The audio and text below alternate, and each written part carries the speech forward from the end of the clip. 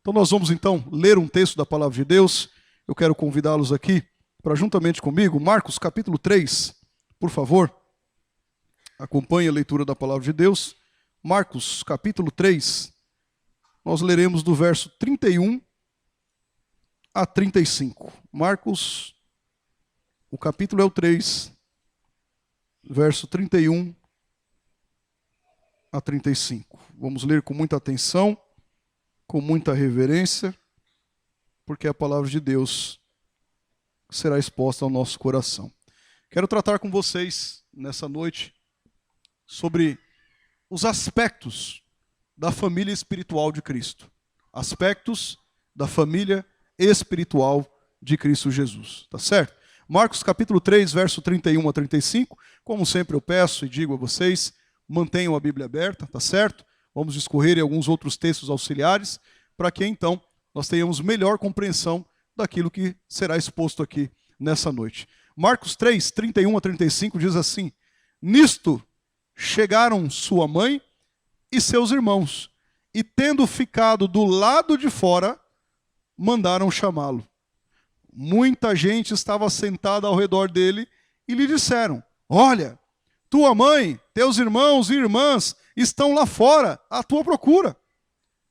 Então ele lhes respondeu, dizendo: Quem é minha mãe e meus irmãos? E correndo o olhar pelos que estavam assentados ao redor, disse: Eis minha mãe e meus irmãos.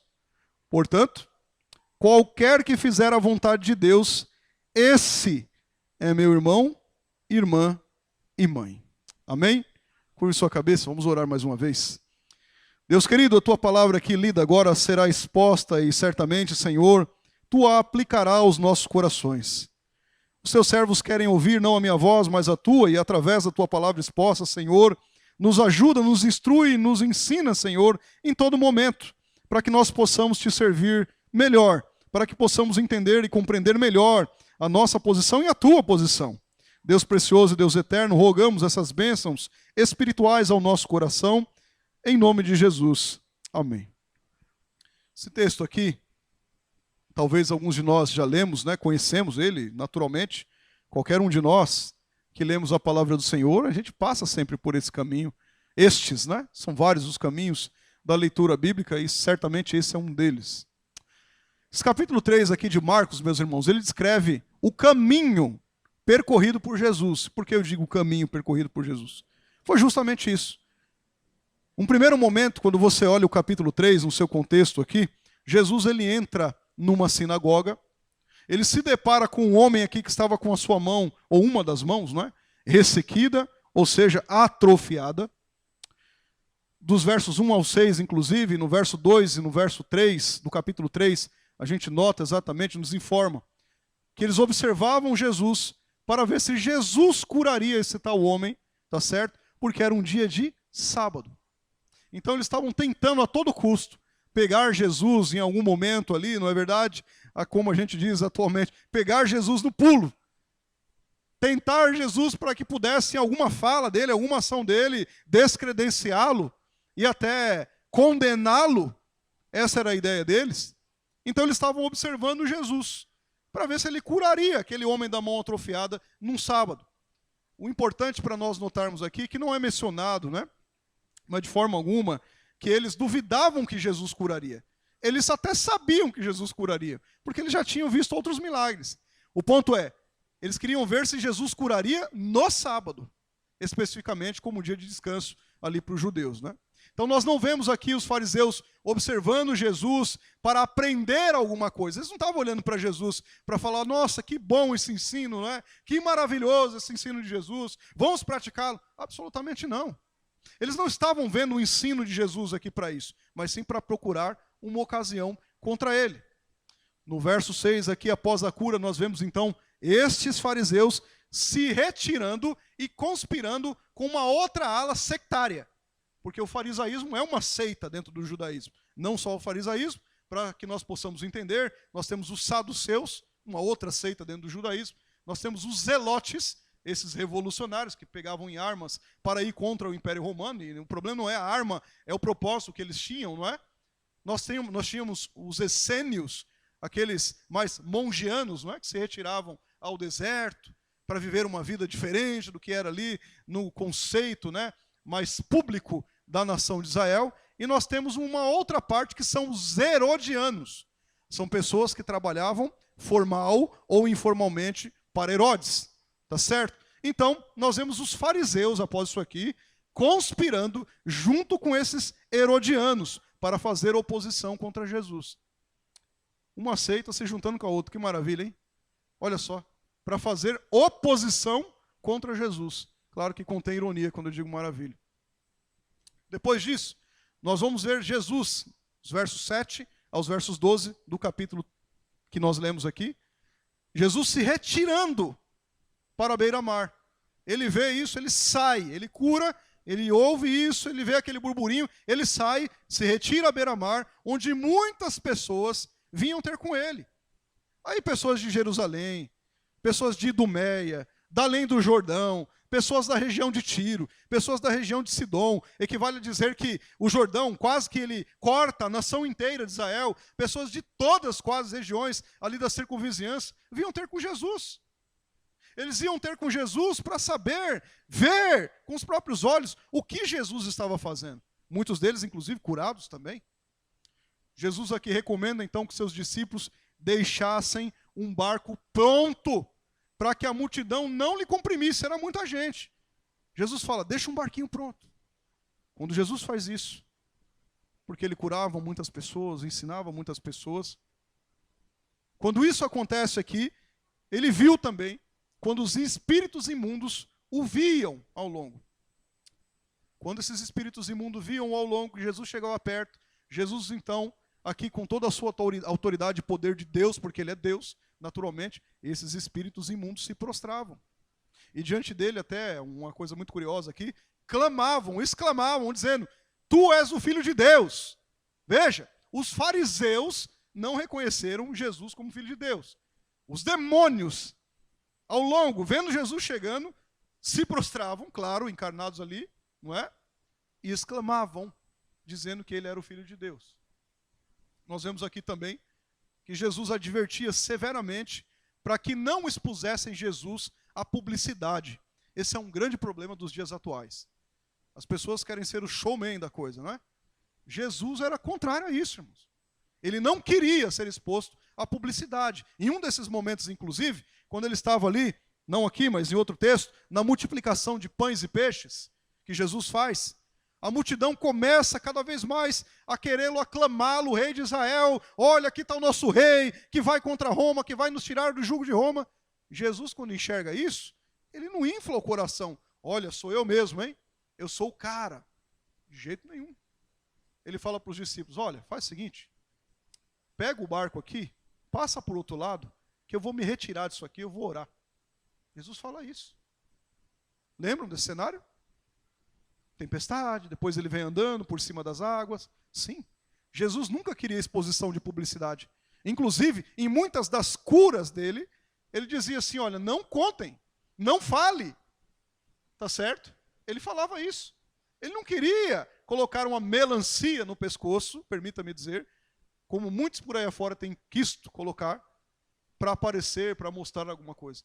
Esse é o nosso mestre, nós seguimos ele. Nós seguimos a mesma ótica do nosso mestre. Dado esse parênteses aqui, avançando ainda nesse caminho de Jesus, Jesus, após esse episódio de se retirar à beira-mar, dos versos 13 a 19, na beira-mar ainda, mas caminhando, né, mais para dentro ali, o que é que ele faz? Ele chama para si aqueles a quem ele mesmo quis. Ele escolheu. Ele chama. É aqui então que Jesus designa os 12 para estarem com ele, aqueles 12 iniciais. A fim de quê? De aprender as verdades do reino e posteriormente serem comissionados para pregar a palavra. É aqui que Jesus faz isso. Chama aqueles 12, com isso também exerce autoridade, não somente para expelir demônios daquele caminho que ele estava, mas aqui, um pouquinho mais à frente também, na região onde ele chamou aqueles 12, faz isso. As pessoas vêm. Nesta perícope, então, é apresentada uma lista nominal dos 12. Dos versos 16 aos versos 19, você tem lá todos os 12 discípulos pela qual ele chamou primariamente. Por fim, Jesus então vai para sua casa, dos versos 20 ao 35. A multidão aqui afluía de tal forma que Jesus, inclusive, tinha dificuldades, até mesmo para comer. A multidão não largava, estava sempre no pé dele. É onde aqui então nós vemos a cena em que os parentes de Jesus, o texto que nós lemos, os parentes de Jesus, ouvindo que ele tinha dificuldade, inclusive de comer, porque olha a caminhada que ele fez, e a multidão estava o compelindo. Naturalmente ele estava com fome, tá certo? 100% Deus, mas também 100% homem. É aqui que os parentes dele, quando ouvem essa dificuldade que Jesus tinha para até se alimentar, devido à multidão que o comprimia, né? Eles saem justamente porque diziam que ele estava fora de si, os próprios parentes. No verso 20 e 21. Embora eles foram lá para ver, não, Jesus está com fome. Vamos trazê-lo, os parentes deles diziam. Vamos prendê-lo, porque ele está fora de si. Os próprios da casa estavam dizendo que Jesus estava fora de si. Percebe? O tema que eu estou tratando é a família espiritual de Jesus. Preste bem atenção. Olha o que estava acontecendo. Aqui então Jesus convoca, né? A gente vê aquele cenário de blasfêmia dos escribas, onde eles diziam que Jesus estava possesso por Beelzebu, não é? Expulsando, expelindo demônios em nome de Beelzebu, blasfemando contra o Espírito Santo. A gente vê aquela turma dos fariseus fazendo isso. Jesus aqui então convoca aqueles 12 através dos ensinamentos, traz as parábolas a eles, categoricamente mostra o pensamento que estava entorpecido daquelas pessoas, estavam cegos espiritualmente. É aí onde Jesus começa a revelar o seu ensino, né? As suas parábolas. Jesus também diz a eles que aquele que blasfemasse contra o Espírito Santo não teria perdão. É aqui que ele mostra isso. Nesse sentido, de atribuir alguma coisa que é do próprio Espírito Santo, de Deus, a Satanás. Jesus estava expelindo, expulsando demônios por intermédio do Espírito Santo. Ok? E os fariseus estavam vendo aquilo e falaram, coisa nenhuma, ele está possuído por Beelzebu. Blasfêmia. Aqui está um claro exemplo de blasfêmia contra o Espírito Santo.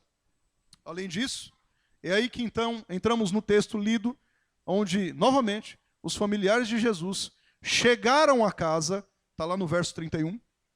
Entretanto, aqui, a sua partida e propósito são mencionados no verso 21. Quando aqui então é relatado que eles saíram para prender Jesus, porque diziam, olha, ele está fora de si, é que acontece tudo isso que nós lemos no texto que vamos aplicar. Então, só recapitulando para você relembrar aqui. Primeiro, Jesus entra numa sinagoga, olha o caminho, cura um homem que estava com a mão ressequida, tá certo? Os fariseus observam isso, a fim de arrumarem alguma ocasião, porque era sábado, não é? Tramaram contra os herodianos. Segundo, Jesus se retira vendo isso, vai à beira-mar, onde ele continua a executar o seu ministério, só que ele adverte aos discípulos para que não os expusessem à publicidade. Nesse mesmo tempo, como se fosse um segundo sequente do outro, ele, em terceiro lugar, ele chama esses discípulos, esses 12 aqui, 12 para que o seguissem, que aprendessem a respeito dele, para propagar a mensagem do reino. Quarto, Jesus volta para a sua casa, onde a multidão era tamanha já, nesse caminho inteiro, que não conseguia nem comer direito. Os parentes de Jesus, então, queriam prender Jesus. Nós não estamos falando dos fariseus. A gente não está falando dos herodianos. Esses sim, nós já sabíamos que eles fariam isso. Mas nós estamos falando aqui dos parentes de Jesus, que queriam prendê-lo, porque imaginavam e diziam até entre eles que Jesus estava fora de si. Estavam achando que Jesus estava, ó, se permite me dizer, maluco. Os parentes deles estavam achando isso. Esse Jesus aí, eles estavam fora de si. E os escribas e os fariseus, então, no final, diziam que ele estava possuído por Beelzebu. Você já pensou numa coisa dessa? O criador e sustentador de todas as coisas, curando gente, ensinando gente, daqui a pouco, os próprios dentro de casa falando que ele está fora de si, quer prendê-lo, os outros estão falando que ele está endemoniado. Já parou para pensar nisso? Assim é possível, então, irmãos, nós percebemos essa passagem localizada exatamente onde ela deveria estar. Exatamente onde ela deveria estar. O autor aqui, no caso Marcos, né, inspirado por Deus, ele segue uma linha.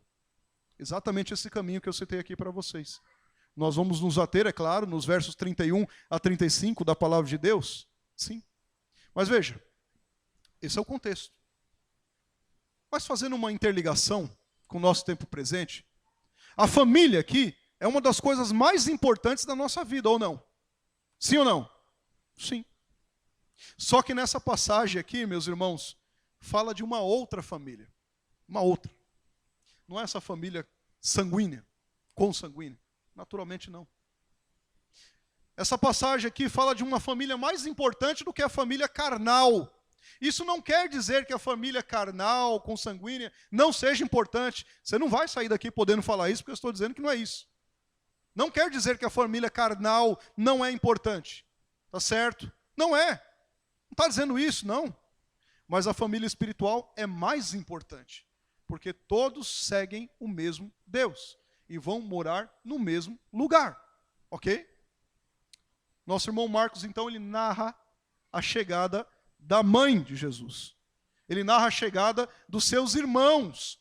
E como é que Jesus, que ouviu tudo isso nesse caminho, olha o que ele ouviu. Que era endemoniado, que ele estava possuído por Beelzebul, que ele estava fora de si, que isso, que aquilo outro. Como é que Jesus, então, reage a respeito dessa chegada da mãe e dos parentes, tá certo? Delimitando de que o reino de Deus, ele é espiritual e ele sobrepõe o reino carnal. É sobre isso, então, que nós vamos examinar algumas lições práticas. Nós vamos falar a respeito disso. Rapidamente, quero ser objetivo. Em primeiro lugar, o que é que nós podemos extrair de lição aqui desse texto, contexto que acabamos de ler? O primeiro aspecto da família espiritual de Jesus Cristo é que ela é, ou ela está, sempre perto dele. Sempre perto dele. A família espiritual de Jesus está sempre unida a ele. A família espiritual de Jesus está tete a tete com ele. Algo que nem sempre na nossa família consanguínea, carnal, nós podemos ter. Veja o verso 32 que lemos. Marcos capítulo 3, verso 32. Vamos cravar, está aqui, ó, sendo reproduzido. Muita gente. Quanta gente? Muita. Muita gente estava sentada ao redor dele. E lhe disseram, olha, tua mãe, teus irmãos e irmãs estão lá fora à tua procura. Percebe? Se faz necessário reforçar, mais uma vez, nas nossas mentes, aqui no nosso coração, a verdade de que a igreja é só um corpo, um único corpo. Não tem facetas no corpo de Cristo. É um corpo único. E embora essas pessoas tenham funções variadas, Cristo morreu aqui para unir um único corpo. Deus não tem dois povos. Deus tem um povo só. Ok? Que adora o Senhor, que serve o Senhor, que vive para o Senhor, para agradá-lo em todas as coisas. Veja só, Jesus, ele verteu sangue na cruz do Calvário, o seu corpo aqui foi dilacerado, ele morreu, consequentemente ressuscitou, para unir os filhos de Deus em um único corpo chamado igreja. João capítulo 11, verso 49 a 52 diz o seguinte: Caifás, porém, um dentre eles, sumo sacerdote daquele ano, advertiu-os, dizendo, vós nada sabeis, nem considerais que vos convém que morra um só homem pelo povo, e que não venha a padecer ou perecer toda a nação. Ora, ele não disse isso de si mesmo, mas sendo sumo sacerdote naquele ano, profetizou que Jesus estava para morrer pela nação, e não somente pela nação, mas também para reunir em um só corpo os filhos de Deus que andam dispersos. Está na Bíblia escrito. Está aí o texto. É importante, irmãos, também, não nos esquecermos que Jesus se faz presente na vida daqueles que lhe pertencem. Ok? Mateus capítulo 18, verso 20. Porque onde estiverem 2 ou 3 reunidos em meu nome, onde é que Jesus está? Aí estou no meio. Ok? Nessa passagem, Jesus faz aqui uma promessa, irmãos, que inunda o nosso coração de alegria. Não pode ser diferente. Que conforta o nosso ser com felicidade, que nos anima, que nos encoraja. Pois quando ele disse aqui, eu estou, ele estava apontando a algo de constância, que a sua presença estaria de fato conosco. Eu estou dizendo que a família espiritual de Jesus está unida a ele, não está desassociada dele. Ele está conosco. Eu estou dizendo exatamente isso. Jesus aqui, quando ele fala estou, ele está falando que estaria presente conosco agora e para todo sempre. Igual a promessa que estaria conosco, quando ele menciona todos os dias, até a consumação do século. Está unido a nós. Nós somos família do Senhor. Um dos pontos da doutrina da salvação, ordo salutis, ordem da salvação, é que nós somos adotados. Nós somos regenerados, estávamos mortos em delitos e pecados. Fomos regenerados pela ação do Espírito Santo de Deus, tá certo? E aí, regenerados, fomos justificados, a pena que era nossa, a ira que seria descarregada em nós, foi tirada. Sacrifício substitutivo. O castigo que nos traz a paz estava sobre ele. Pelas pisaduras dele é que nós somos sarados. O ato penal de condenação agora não está mais em nós. Foi descarregado em Cristo, para que nós fôssemos justificados. Aí então, nós somos convertidos a ele. Respondemos positivamente, com fé e arrependimento. Depois disso, nós caminhamos num processo de santificação paralelamente a isso, fomos adotados. Nós que éramos inimigos, rebeldes contra Deus, agora nós temos a adoção de filhos. Nós fazemos parte da família de Deus. E aí então nós somos preservados por ele. Seguros, nós não sucumbiremos, não. Porque se a salvação dependesse de nós, nós estaríamos perdidos. Estamos aguardando somente o dia de uma coisa, a glorificação, onde ele voltará, buscará a sua igreja e extirpará do nosso corpo todo pecado. Então veja, meus irmãos, porque onde estiver 2, 3 reunidos no meu nome, eu estou lá, remete a algo que inunda o nosso coração. Ele estava apontando aqui a essa promessa que estaria conosco sempre. Tanto é que ele deixou habitando dentro de nós o Espírito Santo de Deus, que é descrito na Bíblia como selo, que é descrito na Bíblia como penhor, que é a garantia de reaver o bem que é dele. O penhor é isso. Ele deixou o Espírito Santo em nós, habitando em nós, como penhor, da garantia de que ele voltaria para reaver o que é dele. E se o Espírito Santo está em nós, certamente nós estaremos com ele. Nós somos família de Deus, estamos unidos com ele. É diferente, às vezes, da família carnal. Nós estamos unidos com ele. A família do Senhor está junto. Está certo? É diferente. Ele está conosco hoje e sempre. Precisamos crer nisso, nós precisamos confiar nisso, admitir isso e se deleitar nisso. Jesus aqui certamente voltará o dia da sua promessa, a sua promessa, aliás, não falha. Quando isso aqui ocorrer, ele levará todos os que fazem parte da sua família espiritual para estar junto dele. Aqueles que são família de Deus devem lembrar da promessa do Cristo bendito. Qual é a promessa do Cristo bendito? João capítulo 14, verso 1 a 3. Não se turbe o vosso coração. Credes em Deus e credes também em mim. Na casa de meu pai há muitas moradas. Se não for assim, eu vos teria dito, pois vou preparar-vos lugar. E quando eu for e vos preparar lugar, voltarei e vos receberei para mim mesmo. Para que onde eu estou, preste atenção, onde eu estou, estejais vós também. A família de Cristo. Família espiritual. A família espiritual está unida a ele. Percebe? Está junto dele, não está desassociado dele. A família espiritual de Cristo estará,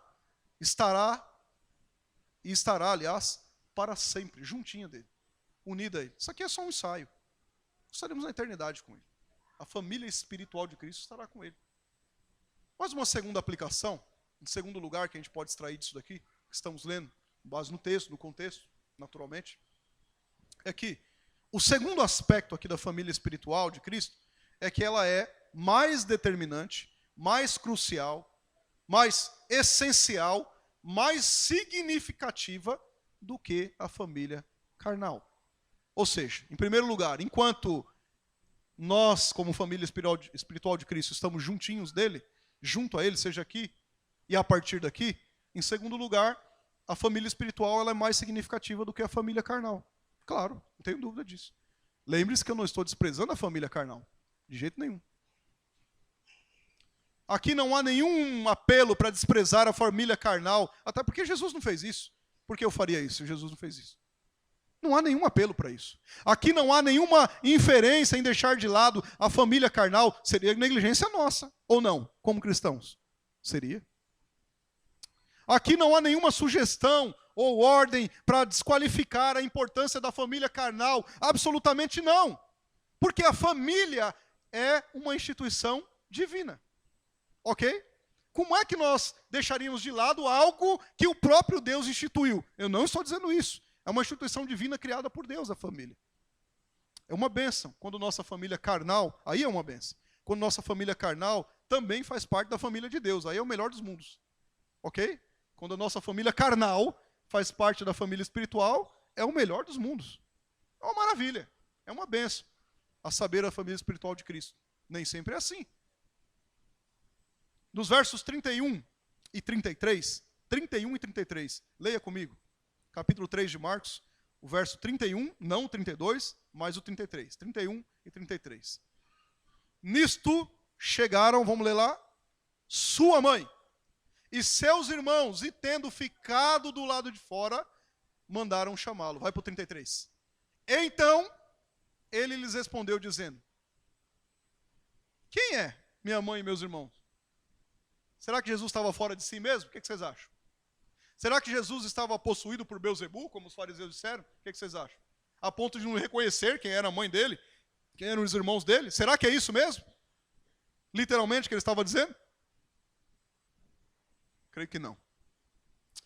Existe aqui, eu preciso falar isso a vocês também, uma nota, né? Abra aí um parênteses. Existe aqui uma ideia disseminada por aí afora, equivocada, de um grupo que diz que os irmãos aqui citados, que Jesus fala, quem são meus irmãos? Na verdade, ele falou isso porque eram primos, não eram irmãos.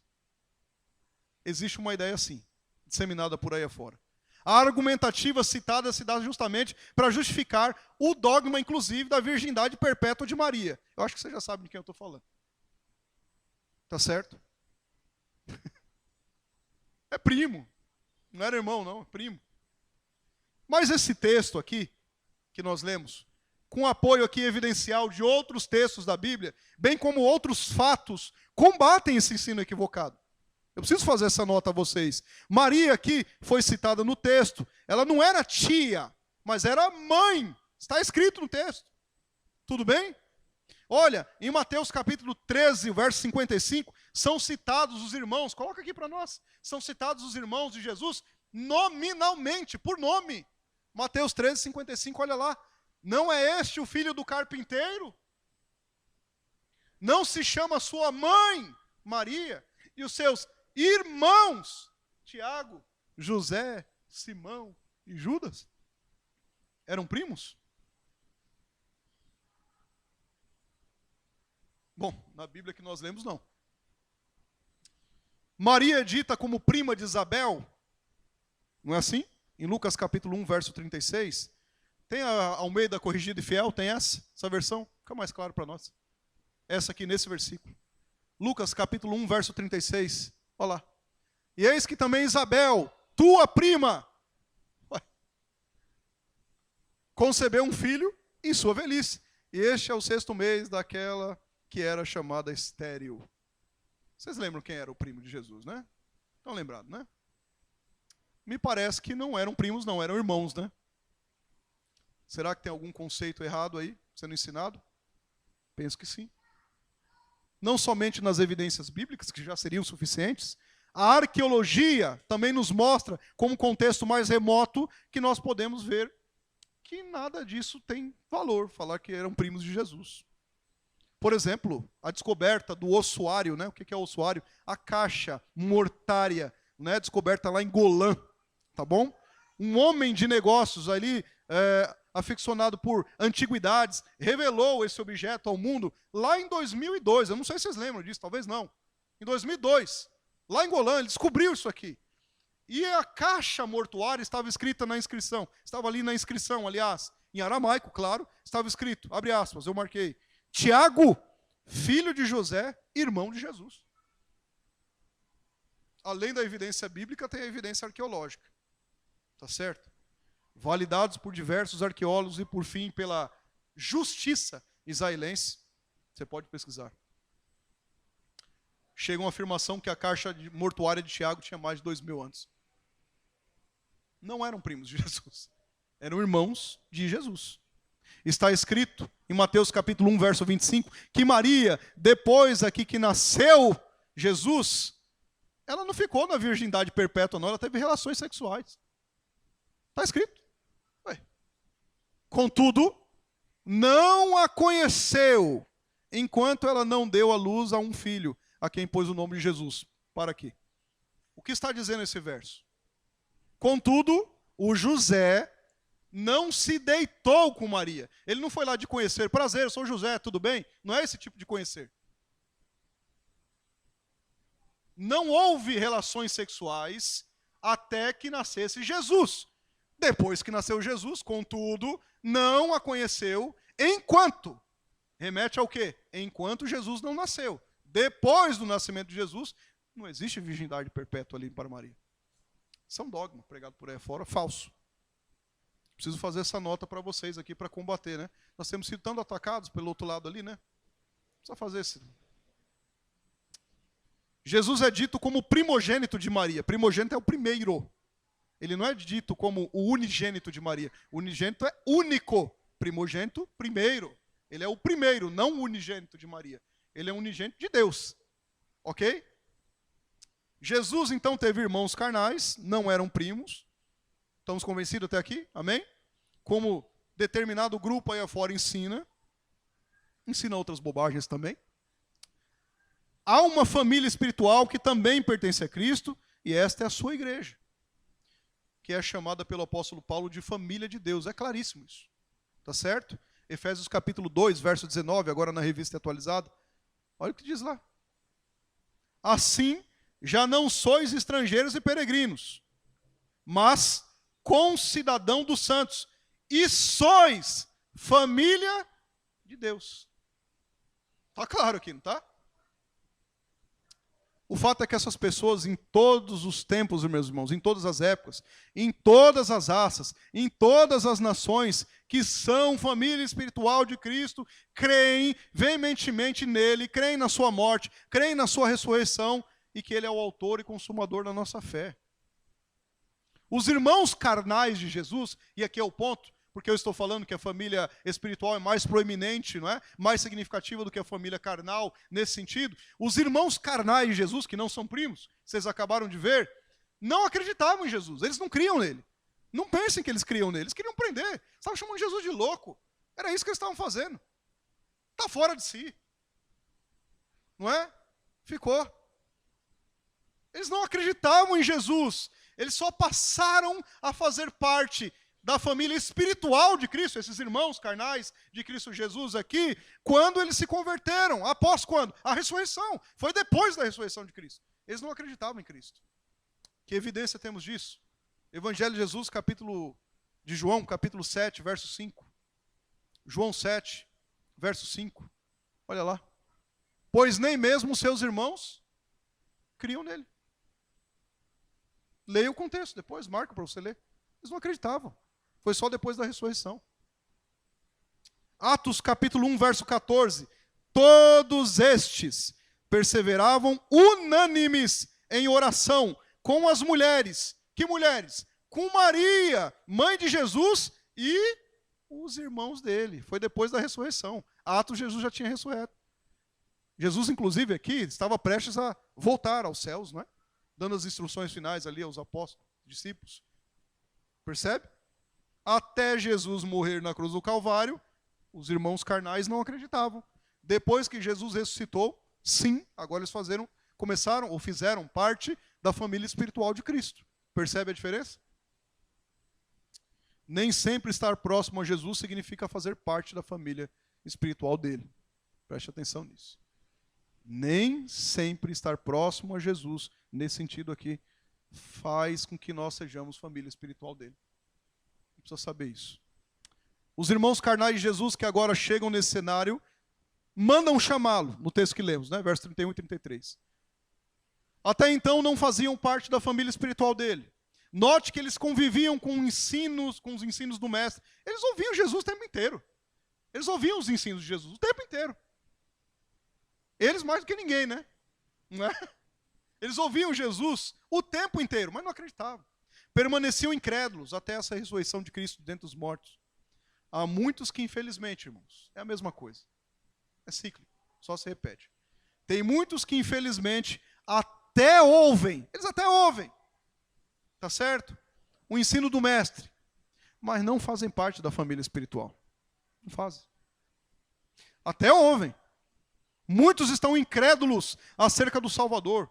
Muitos até o recebem na instrução da palavra, como essa e muitas outras por aí afora, mas não se capitulam ao arrependimento sincero e à conversão.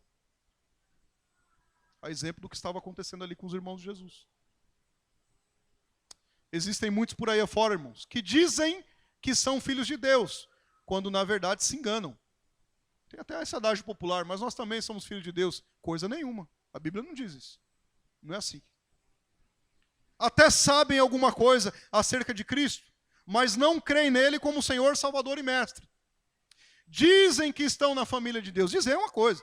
Dizem que estão na família de Deus. Dizem que Deus é seu pai e, logicamente, Jesus seu irmão. Mas não fazem parte da família espiritual de Cristo, pois nunca o receberam de fato. Nunca. Quer ver? João capítulo 1, verso 12 a 14. Mas, capítulo 1 de João, verso 12 a 14. Mas a todos quantos o receberam, deu-lhes o poder de serem feitos filhos de Deus, a saber, aos que creem em seu nome, os quais não nasceram do sangue. Não é questão carnal, não é questão hereditária carnal, nem da vontade da carne, nem da vontade do homem, mas nasceram de Deus. E o Verbo se fez carne e habitou entre nós, cheio de graça e de verdade, e vimos a sua glória, glória como do unigênito do Pai. A família espiritual de Deus, de Jesus, é muito mais determinante e significativa do que a carnal. Sim ou não? Muito mais. Quando alguém busca viver para Cristo, irmãos, para o Evangelho, inclusive, fazendo aqui parte da família espiritual de Cristo Jesus, encontra inimigos ou não? Encontra inimigos. E às vezes esses inimigos estão dentro da própria família carnal. Acontece. Isso acontece. Mateus capítulo 10, verso 33. E assim os inimigos do homem serão os seus familiares. Não pense que porque Jesus, o irmão, a irmã, o irmão dele ali, a mãe, ou talvez quem quer que seja, não acreditasse nele, que não vai acontecer isso com a gente. Eu não estou dizendo que isso acontece em todas as famílias também. Uma verdade não anula a outro lado também. Mas nós encontraremos resistências dentro da nossa própria família. Ou não foi assim com muitos de vocês que estão aqui? Ou não foi? Foi. Saíram desta graça, estão indo para outro lugar, agora já não fazem mais parte. Ou não? Os próprios de casa, ou não? Mas é mais significativo, irmãos, fazer parte da família espiritual de Jesus do que da família carnal. Eu não estou dizendo que você não deve amá-los. Ore por eles, para que eles também façam parte, não é? Para que o Senhor Jesus os salve, sendo o seu querer, sua soberania. Mas nós passaremos por isso. A Bíblia nos relata que os irmãos carnais de Jesus, após a ressurreição, eles creram. Graças a Deus, né? Que o nosso bom Deus, segundo a sua boa vontade, irmãos, torne muitos que agem desta forma como eu estou dizendo, como falamos, não é aqui, parte também da família espiritual. Nós não queremos que eles estejam a parte dessa bênção que temos. Queremos eles conosco e oramos por isso. Tá certo? Que o nosso Senhor Jesus nos ajude com isso. Que eles creiam genuinamente em Jesus, que professem a sua fé em Jesus, não somente de lábios, mas com as atitudes práticas. Que façam isso. Fazer parte da família espiritual de Cristo é mais significativo. É melhor do que um laço sanguíneo, que muitas vezes até se desprende. Terceiro e último. Terceiro aspecto da família espiritual de Cristo. Terceiro aspecto. É que ela é composta, constituída, formada, estabelecida por qualquer pessoa que confesse a Cristo como Senhor, Salvador e Mestre e faz a sua vontade. Qualquer. Você sabia que você tem irmão na família espiritual de Cristo que você nem conhece? Você vai conhecer um dia. Sei lá, pensa num país aí. Tá, tem gente lá que você nem conhece. Faz parte da família espiritual, da mesma família que você. O que eu estou dizendo aqui é que a família espiritual de Cristo é estabelecida, constituída por qualquer pessoa que confesse Cristo genuinamente. Entenda o que eu estou falando. Como Senhor, Salvador e Mestre, Somente? Não, e faça a sua vontade. Vamos finalizar com os versos 34 e 35 do texto que lemos, olha lá. Versos 34 e 35, capítulo 3 de Marcos. E correndo o olhar, ó Jesus, chegou lá tua mãe está aí, teus irmãos. Aí ele para, correndo o olhar, né? Olhando de um lado para o outro. Quem sabe ali pôs a mão no queixo, né? Procurando lá. Veja bem. E correndo o olhar pelos que estavam assentados ao redor, que tinha muita gente que estava cercando Jesus, o que que Jesus disse? Ele disse isso aqui, ó. Aqui, ó. Eis a minha mãe, eis os meus irmãos. Portanto, qualquer que fizer a vontade de Deus, este é meu irmão, irmã e mãe. Mas Jesus, a tua mãe chegou, está lá fora. Ah, os teus irmãos estão lá fora. Quem é minha mãe? Quem são os meus irmãos? Olhou ao redor, está aqui, ó. Minha mãe, meus irmãos, minha irmã, família espiritual, é o que ele estava dizendo, ok? E qualquer um destes que fizer a vontade de Deus, este sim, é meu irmão, minha irmã e minha mãe. Está no texto, irmãos, é só a gente ler. Fazer a vontade de Deus, meus irmãos, nem sempre é fácil. Por isso que certamente isso vai nos tirar da zona de conforto. Nem sempre nós vamos ficar na zona de conforto. Fazer a vontade de Deus nem sempre é fácil, porque nos delimita a fazer as coisas do jeito de Deus, do jeito que Ele quer que nós façamos, e não do nosso jeito. Às vezes a gente quer fazer do outro jeito, mas não é assim, é do jeito de Deus. Fazer a vontade de Deus nem sempre é fácil, irmãos, nem sempre.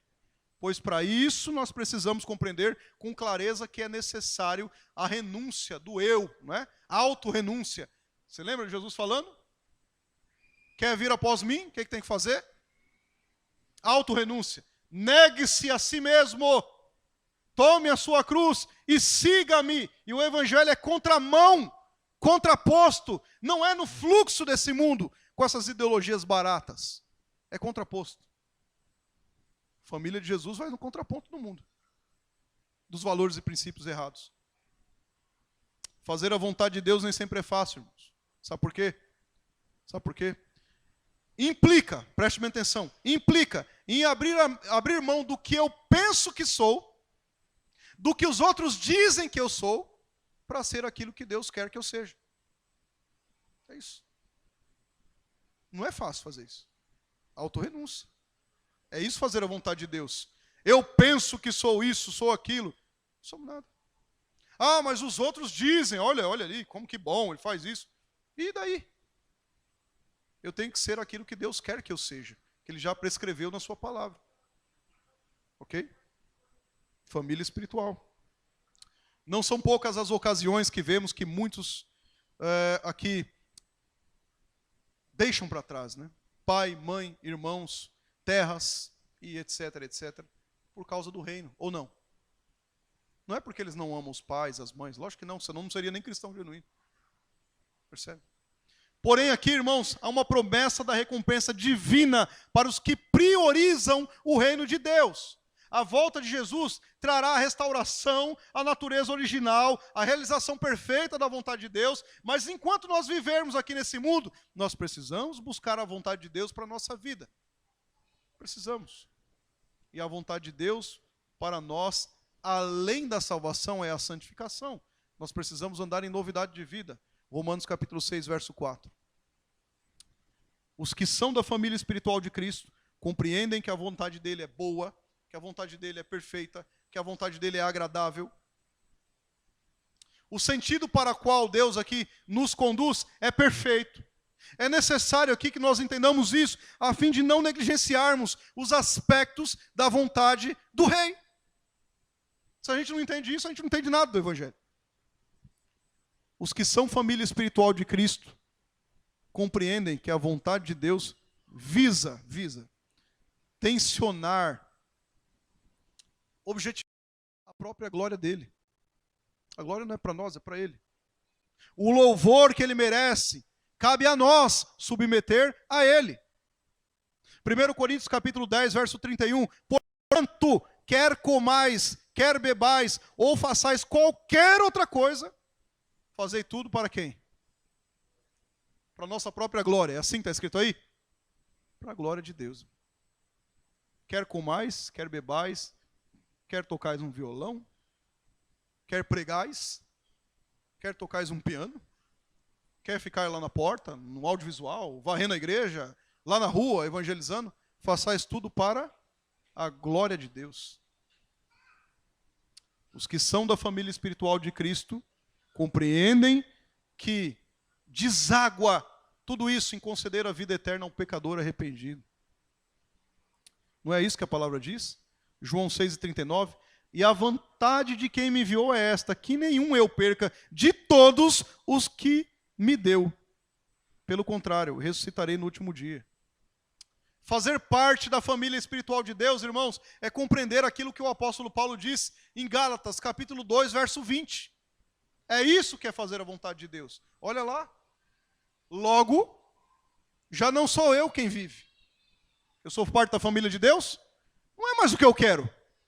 Já não sou eu quem vive, mas é Cristo que vive em mim. E esse viver que agora tenho na carne, vivo pela fé no Filho de Deus, que me amou e a si mesmo se entregou por mim. Não são mais as minhas vontades, não é o que eu quero, o que eu acho, o que eu deixo de achar, é o que a Bíblia diz, é o que o reino diz, é o que a palavra diz. Ok? Família espiritual de Deus faz isso. Que a vida daqueles que fazem parte da família espiritual de Deus, irmão, seja consagrada inteiramente a Ele. A Ele aqui sempre possa em nós operar o seu amor. Que os nossos pés somente possam trilhar os caminhos que os santos possam ir. Já diria o hino da harpa, não é? Lembram? Que o nosso tempo, irmãos, e no 432 da harpa cristã, seja consagrado ao trabalho do reino. Que os nossos lábios falem, propaguem, disseminem, alastrem, transmitam a mensagem do evangelho de boas novas, de salvação. Falem do amor e da justiça de Deus. Que Deus tome inteiramente o nosso querer e sempre prevaleça o querer dele. Que a nossa vida tomada seja inteiramente pela devoção do Senhor, pela prática da sua vontade. Fazer parte da família espiritual de Cristo é fazer parte justamente daquilo que o Senhor nos designou que fizéssemos, a vontade plena dele. Nós já vamos louvar, eu vou pedir para Ezequiel se preparar, mas eu quero só que você relembre. O primeiro aspecto da família espiritual de Cristo é que ela é, ou sempre, estará perto, unido, próximo a Ele. O segundo aspecto da família espiritual de Cristo é que ela é mais determinante, mais crucial, mais essencial, mais significativa do que a família carnal. O terceiro aspecto aqui da família espiritual de Cristo é que ela é composta, constituída, estabelecida aqui por todos aqueles que confessam genuinamente o Senhor como um Salvador e Mestre e fazem a vontade de Deus. Fazer parte da família espiritual de Cristo é um privilégio, pois sem merecermos absolutamente nada, nós nos tornamos co-herdeiros com Cristo, herdeiros de Deus e co-herdeiros com Cristo. Fazer parte da família espiritual de Cristo, irmãos, é uma graça que somente Ele pode nos proporcionar através do sacrifício que Ele fez na cruz do Calvário. Fazer parte da família espiritual de Cristo é um dom concedido por Deus, por meio da fé, e esta fé que Ele inseriu em nós, pois nenhuma obra humana poderia nos tornar partícipes do céu por toda a eternidade, não é por obras. Isso é fazer parte da família espiritual de Deus. Isso é ser família espiritual de Deus. Se nós não compreendermos isso, irmãos, nós não compreenderemos o cerne do Evangelho. Fazer parte da família espiritual de Deus é nos submetermos a exatamente isso. Li o texto, expliquei o texto e apliquei o texto para você. Que o Espírito Santo de Deus possa mover o seu coração a compreender isso. E que essa palavra possa, de fato, nos submeter ao senhorio de Jesus. Porque às vezes nós queremos Ele como Salvador. Sim, não há nenhum problema quanto a isso. Mas não queremos Ele como Senhor. Sim, Ele é nosso Senhor. Nós nos submetemos a Ele a sua palavra. Às vezes nós queremos Ele como Salvador, mas não queremos Ele como Mestre. Mas Ele é nosso Mestre. Nós devemos nos submeter à sua palavra. E assim então prosseguirmos a caminhada que nos está preservada e reservada, não é? Até a eternidade em Cristo Jesus. Vamos ficar em pé? Vamos louvar ao Senhor?